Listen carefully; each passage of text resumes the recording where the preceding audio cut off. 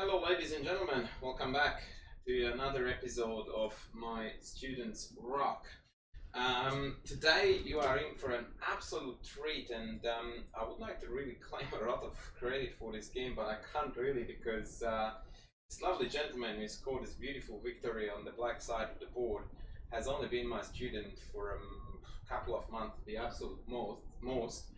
So I can't really claim that this amazing masterpiece that you're about to witness is purely a result of my coaching. But there was a very cool coincidence that makes me want to think that there is a little bit of me in this game. And that was the fact that right before this game, said student and myself, we have had a look at some lines in the Benoni where black sacrifices the d6 pawn for initiative and better development and stuff like that. So yeah, we did look at a couple of lines, and then lo and behold, a couple of days later he played a 45-45 league game match, and the following position occurred aboard. And after knight c4, I will go back a little bit to how to talk about this. So knight c3 and then knight d2 looks like an absolutely terrible move, but in fact this is one of the sneakiest move orders in the Benoni, because the knight does belong to c4. It's a beautiful square, it attacks d6, it's just a fabulous square for the knight. But very often after, I could say, e4, bishop g7, white has to reckon with this pin, which is quite annoying, because once black manages to trade off one pair of pieces, imagine this knight and this bishop and knight are gone. Then after knight d7, black has a very harmonious setup where, despite of the somewhat limited space, all its pieces are perfectly located. So this knight e2 is actually taking the sting out of this pin, because bishop g4 is now no longer valid, and so the knight is going to jump in before e4 comes, or in fact e4 is ready to come now at any given moment, because if I after e4 play bishop g4, they just simply play f3 and kick me out, so that doesn't work at all. So here my opponent has decided that it was time to be my student decided to be a little bit creative, and knowing that bishop f4 was about to come, he played knight g4. Now, I'm sort of stuck between a rock and a hard place, because this is against a lot of chess opening principles, and I tend to be very big on making sure that my students do follow chess principles, especially in the openings. But this is actually sort of mistaking or making an error on the happier side, because the idea is purely aggressive and it is purely about grabbing the initiative at all costs. And for that reason, this is something that I really do like. For the record, even after castles bishop f4, the best move for black appears to be knight d7, simply ignoring the fact that the pawn is on. And if knight takes, then I think I analyzed the line with knight h5, bishop d2, and knight df6, and strangely enough, black is doing perfectly well here. And well, it's not really that strange if you think about the fact that we have fully completed development and castle. White has got two pieces out, and he's 3 moves away from castling. So here white really has to tread very carefully. d5 is already hanging, rook e8 is coming. It's very cool that after rook e8, e4, rook e8, both pawns are hanging. So now black is threatening to take this as well as this.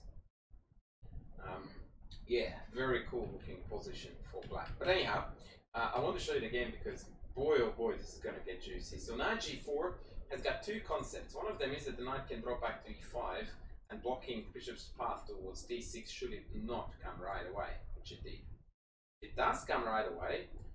Student decided to castle, and now the idea is to float certain knight f2 tricks.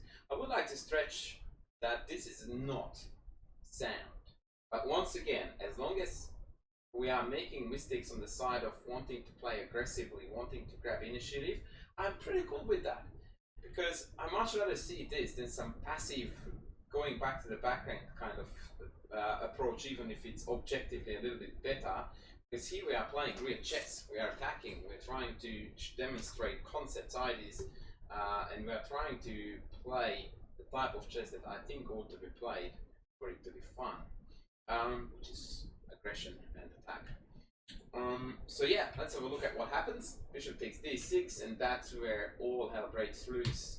knight takes f2. I love this. I so love this whole concept, because what is very clear at this moment is that we are going to be an exchange down, but in return we are going to have a king exposed, that is our opponent's king, and the pawn structure will be such that we will have an awful lot of very juicy squares to plant pieces on. So that's exactly what we're talking about. King takes is forced, check, g3, queen takes c4, bishop takes, and king takes. So this is the sequence that was somewhat forced. And to my mind, this position and this whole sacrifice is really, really well worth it.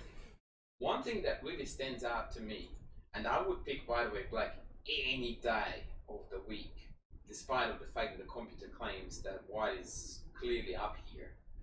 So one thing that club players don't necessarily understand and play too well, or so rather I should say incorporate too well into their own thinking, is that, is my position easy to play? Do I have very easy access to obvious plans, obvious squares for my pieces?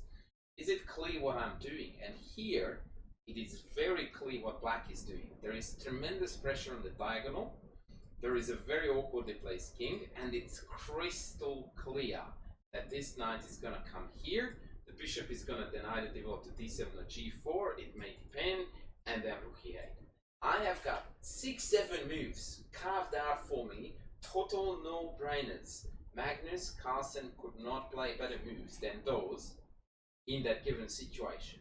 That is a tremendous edge. Now let's flip the board around and see if we are white. What are we playing for here? And I am being very honest with you. I don't know what I would be playing for here as white. I will try to trade off probably a number of pieces, but that is a vague concept. That's not a plan per se, that's a strategy, or rather something that I would like to implement in the long run, but I can't really tell you a sequence of moves that would directly lead to set trades. So I just love the way how black played this game. So again, queen b4, super logical, pressuring the weak, dark targets. White doesn't have a dark square bishop, so any pressure that happens on the dark squares is total pain. Now he played the bishop f5. To me, this is a little bit iffy.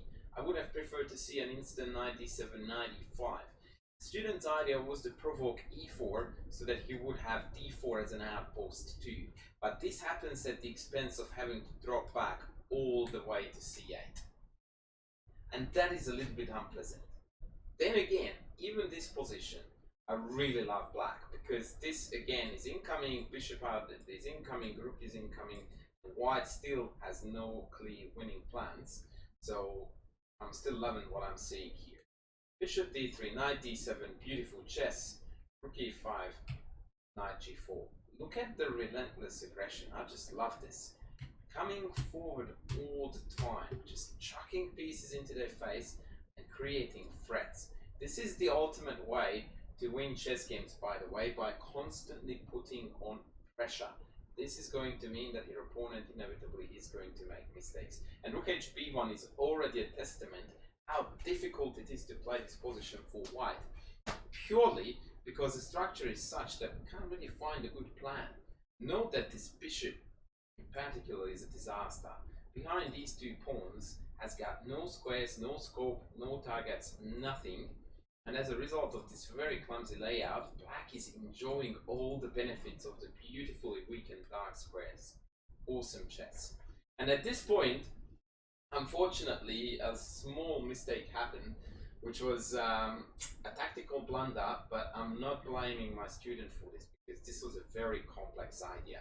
Black, in fact, here does have a forced win. And for the record, he played here bishop d7 with the idea of completing development. I'm not going to have a go at someone for that, especially when they only had limited time left, 7 minutes, and the idea that needed to be found, and he did see queen e1, but he didn't see that after bishop f1, he had this absolutely beautiful queen e3 follow-up, creating an essentially mate threat on g1, and if knight takes, then knight takes wins an extra piece. Now, it's debatable whether it's easy to see or not. Generally speaking, even very high-level grandmasters tend to agree that sacrifices that happen on empty squares are very easy to overlook. So when you are not taking something, but just putting something on an empty square and thereby putting that piece on prey, that is such a level of intuitive and counterintuitive concept that you really have to force your brain into finding this. So that was missed, but let's see at what expense. That now we have completed development, we have got a new thread, all of our pieces are in play, and White's furthest developed piece is a queen and a rook on the second rank. I'll forgive. Most definitely. 93 check, lovely motif, exploiting the fact that the rook is unguarded on b1. Queen takes, hanging, White is falling apart. Beautiful chess. Rook up, queen e4 check. Now we are winning the e3 knight, queen f3, and here comes the icing on the cake. Bishop a3 check, netting a piece and finishing off the game. The rest is really just a matter of technique and doesn't really require any commentary. In fact, I will just quickly speed through the rest. Yeah, and White resigned.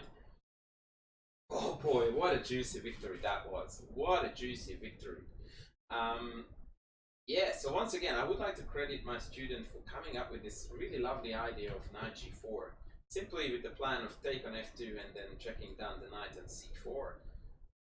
And it's not really a cheapie, because if they play e4, like I said, you can always drop back to e5, where this knight really does want to go anyway. So I don't really look upon this as a cheap trick. I reckon it was a very well devised plan, especially considering that, as I said, we just had a lesson about sometimes sacking d6. So I really like it. For the record, I would like to point out that best from White would have been knight e4, castles, and then bishop g5.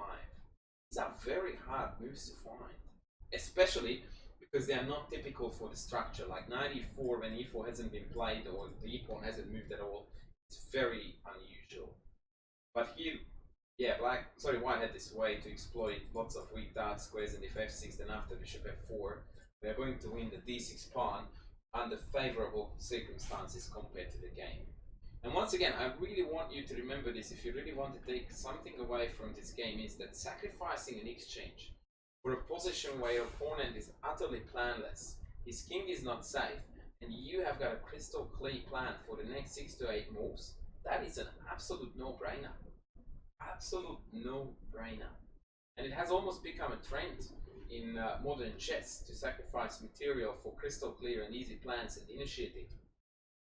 So there is a lot to learn from this game, really. And as I said, whilst the execution was not quite perfect, missing queen e1 here was a bit of a pity.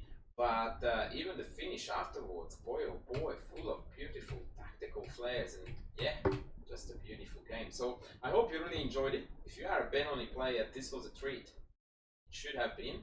If you are not one, maybe this game might convert you to play the Benoni. It's a really cool opening for those who like some openings to play as black, where there is quite a vivid play and aggression possible in the middle game phases. So yeah, I hope you guys enjoyed this game. I certainly did, and I'm very, very proud for my students, of my student for playing this.